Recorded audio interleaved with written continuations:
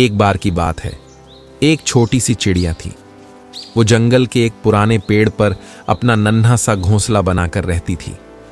दिन भर दाने चुगती, अपने बच्चों को खिलाती और शाम होते ही मीठी सी चहचहाहट से आसमान को गूंजा देती थी।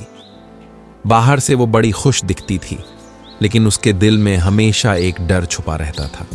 उसे लगता था कि जिस पेड़ पर उसका घर है वो बहुत पुराना हो चुका है। कहीं तेज आंधी तूफान आया तो उसका घोंसला टूट न जाए। समय बीतता गया और एक दिन वही हुआ जिसका उसे डर था। रात को अचानक तेज आंधी आई, बादल गरजे, बिजली चमकी और पेड़ की डालियां टूटने लगीं। उस तूफान ने चिड़िया का छोटा सा घर उजाड़ दिया। घोंसला बिखर गया, बच्चे उड़ गए और वो अकेली रह गई।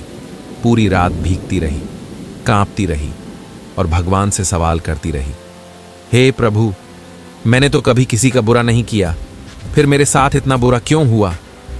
सुबह हुई। सूरज की किरणें पेड़ों के बीच से छनकर आईं, लेकिन चिड़िया के दिल में अब भी अंधेरा था। थकी हारी वो एक चट्टान पर बैठी थी। तभी एक बूढ़ा संत उधर से गुजरे। उन्होंने चिड़िया को रोते हुए देखा और पूछा, बेटी, क्यों रो रही हो? चिड़िया ने आंसू भरी आंखों से कहा, मेरा घर उजड़ गया, मेरे बच्चे बिछड़ गए, अब मेरे पास कुछ नहीं बचा। संत मुस्कुराए और बोले, नहीं बेटी, तू गलत सोच रही है। तेरा घोंसला टूटा है, लेकिन तेरे पंख नहीं टूटे। जब तक तेरे पास उड़ने की ताकत है, तू नया घर बना सकती है, अपने बच्चों को फिर से ढूंढ सकती है और नई शुरुआत कर सकती है। याद रख, तूफान हमेशा घरों को गिरा सकता है, लेकिन हौसले को नहीं। तू जिंदा है, यही सबसे बड़ी ताकत है। संत के ये शब्द चिड़िया के दिल को छू गए।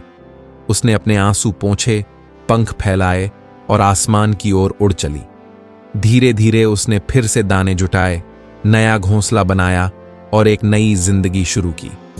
उस दिन चिड़िया ने सीखा कि कभी कभी भगवान हमारे छोटे सपनों को इसलिए तोड़ते हैं ताकि हमें बड़े सपनों की ओर उड़ान भरने का साहस मिले।